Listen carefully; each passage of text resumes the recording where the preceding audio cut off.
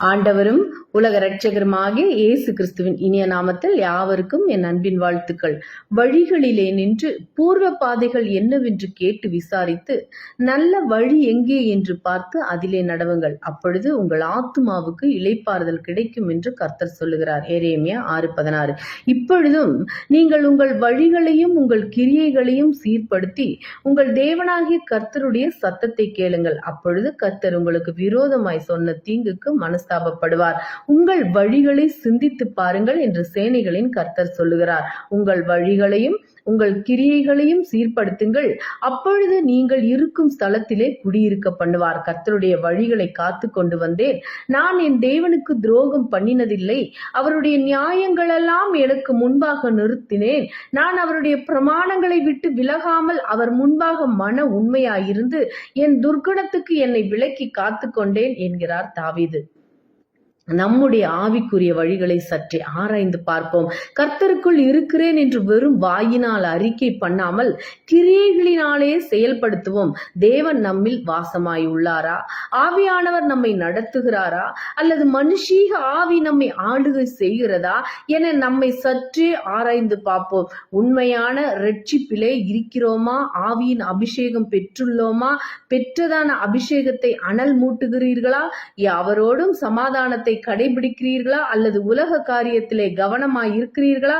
சற்றே உங்களுடைய ஆவிக்குரிய வாழ்க்கையும் கிரியைகளையும் தேவனோடு உங்களுக்கு உள்ள உறவையும் சரிபார்த்து கொள்ளுங்கள். அப்படி இல்லாத பட்சத்தில் உங்களையே ஏமாற்றிக் கொள்ளாதீர்கள். விழிப்புள்ளவர்களாய் இருப்போம்.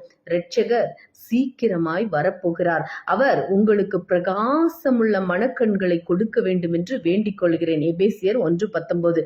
தேவனுடைய சாயலாய் இருக்கிற கிறிஸ்துவின் மகிமையான சுவிசேஷத்தின் ஒளி அவிசுவாசிகளாகிய அவர்களுக்கு பிரகாசமாய் இராதபடிக்கு இப்பிரபஞ்சத்தின் தேவனவன் அவர்களுடைய மனதை குருடாக்கினான். தம்முடைய வல்லமையின் மகா மேன்மையான மகத்துவம் இன்னதென்றும் நீங்கள் அறியும்படிக்கு அவர் உங்களுக்கு பிரகாசமுள்ள மனக்கண்களை கொடுக்க வேண்டும் என்று வேண்டிக் கொள்கிறேன் என்கிறார் பவுல் அப்போஸ்தலன். கர்த்தருடைய பிள்ளைகளான நம் அனைவரின் ஆவிக்குரிய கண்கள் திறக்கப்பட வேண்டும். அப்பொழுதுதான் நாம் பெற்றதான வரங்களையும் வல்லமைகளையும் தரிசனங்களையும் வெளிப்பாடுகளையும் ஊழியங்களையும் அபிஷேகத்தையும் உபயோகப்படுத்த முடியும். ஆவிக்குரிய கண்கள் திறக்கப்படாமல் போனால் பின்ன எப்படி தேவ தரிசனங்களை பார்க்கவும் ஆராயவும் முடியும்?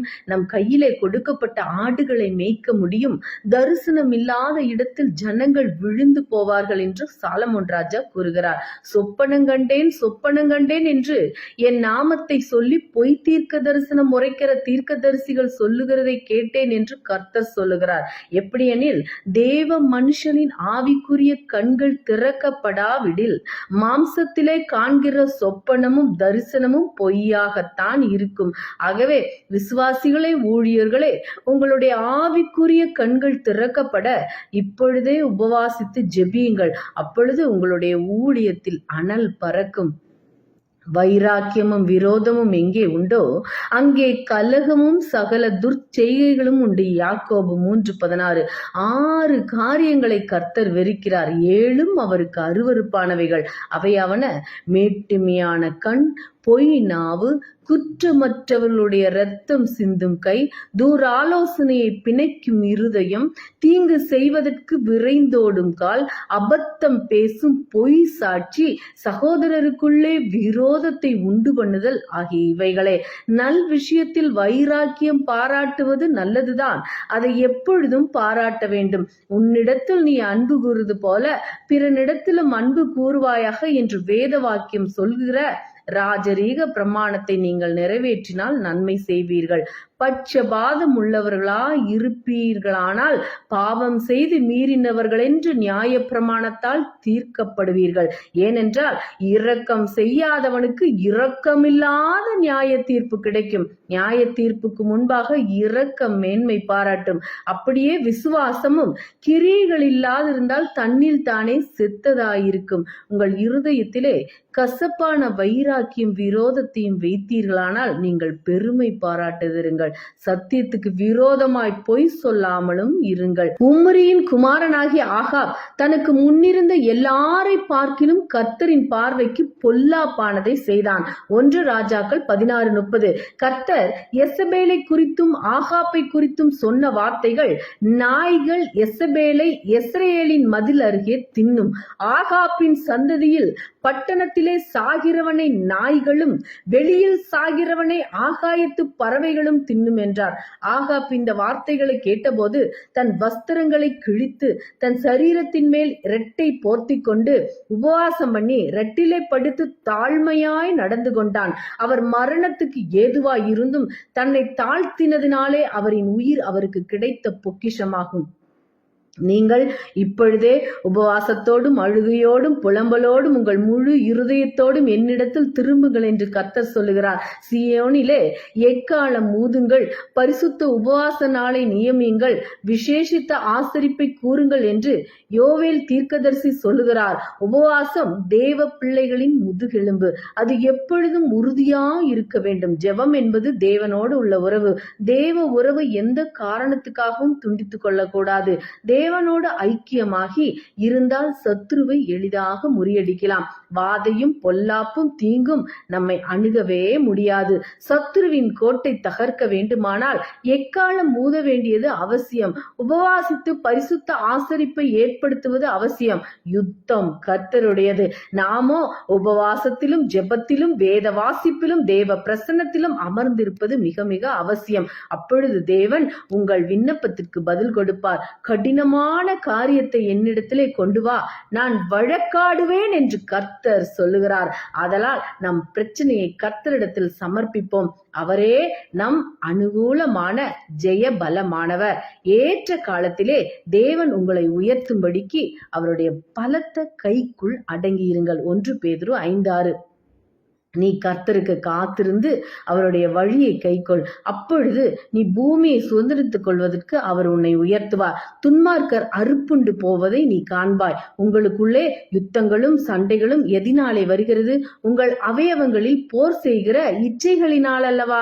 நீங்கள் விண்ணப்பம் பண்ணியும் உங்கள் இச்சைகளை நிறைவேற்றும்படி செலவழிக்க வேண்டுமென்று தகாத விதமாய் விண்ணப்பம் பண்ணுகிறபடியினால் பெற்றுக்கொள்ளாமல் இருக்கிறீர்கள். மனுஷனுக்கு தன் வாய் மொழியினால் மகிழ்ச்சி உண்டாகும். ஏற்ற காலத்தில் சொன்ன வார்த்தை எவ்வளவு நல்லது. சின்னவன் 1000மும் சிறியவன் பலத்த ஜாதியுமாவான். கர்த்தராகிய நான் ஏற்ற காலத்திலே இதை தீவிரமாய் நடப்பிப்பேன் என்கிறார் கர்த்தர். நன்மை செய்கிறதில் சோர்ந்து போகாமல் இருப்போமாக. நாம் தளர்ந்து போகாதிருந்தால் ஏற்ற காலத்தில் அறுப்போம். தீங்கு நாளில் அவர் நம்மை தம்முடைய கூடாரத்தில் மறைத்து நம்மை தமது கூடார மறைவிலே ஒளித்து வைத்து நம்மை கன்மலையின் மேல் உயர்த்துவார். உங்களிடத்தில் உள்ள தேவனுடைய மந்தையை நீங்கள் மேய்த்து கட்டாயமாய் அல்ல, மனப்பூர்வமாயும் அவலட்சணமான ஆதாயத்துக்காக அல்ல, உற்சாக மனதோடும் அந்தபடியே இளைஞரே மூப்பருக்கு கீழ்ப்படியுங்கள். நீங்கள் எல்லாரும் ஒருவருக்கொருவர் கீழ்ப்படிந்து மனத்தாழ்மையை அணிந்து கொள்ளுங்கள். பெருமையுள்ளவர்களுக்கு தேவன் எதிர்த்து நிற்கிறார், தாழ்மையுள்ளவர்களுக்கோ கிருபை அளிக்கிறார். அவர் உங்களை விசாரிக்கிறவர் ஆனபடியால் உங்கள் கவலையெல்லாம் அவர் மேல் வைத்து விடுங்கள். இப்பொழுதும் நீங்கள் உங்கள் வழிகளையும் உங்கள் கிரியைகளையும் சீர்படுத்தி உங்கள் தேவனாகிய கர்த்தருடைய சத்தத்தை கேளுங்கள். அப்பொழுது கர்த்தர் உங்களுக்கு விரோதமாய் சொன்ன தீங்குக்கு மனஸ்தாபப்படுவார். எரேமியா 26:13. பூமியிலே மனுபுத்திரர்களின் பாவமும் அக்கிரமும் பொல்லாப்புகளும் தேவன் கண்டு அவர்களை அழிக்க வேண்டும் என்று நினைத்தார். தாம் பூமியிலே மனுஷனை உண்டாக்கினதுக்காக கர்த்தர் மனஸ்தாபப்பட்டார். அது அவர் இருதயத்துக்கு விசனமாய் இருந்தது. அப்பொழுது கர்த்தர், நான் சிருஷ்டித்த மனுஷனை பூமியின் மேல் வைக்காமல் மனுஷன் முதற்கொண்டு மிருகங்கள் ஊரும் பிராணிகள் ஆகாயத்து பறவைகள் பரியந்தமும் உண்டாயிருக்கவைகளை நிக்கிரகம் பண்ணுவேன்.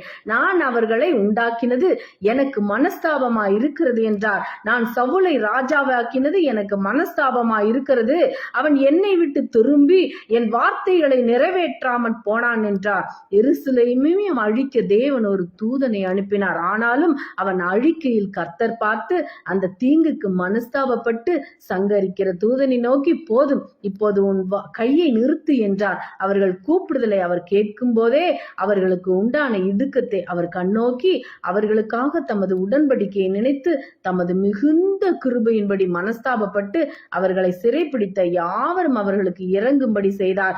அவர்கள் தங்கள் பொல்லாத வழியை விட்டு திரும்பினார்கள் என்று தேவன் அவர்களுடைய கிரியைகளை பார்த்து தாம் அவர்களுக்கு செய்வேன் என்று சொல்லியிருந்த தீங்கை குறித்து மனஸ்தாபப்பட்டு அதை செய்யாதிருந்தார். ஆமேன், அல்லேலுயா. நீங்கள் ஆசீர்வதிக்கப்பட்டவர்கள். தேவன் தாமே இந்த வார்த்தைகளின் மூலம் உங்கள் யாவரையும் ஆசீர்வதிப்பாராக. ஆமேன். Praise God.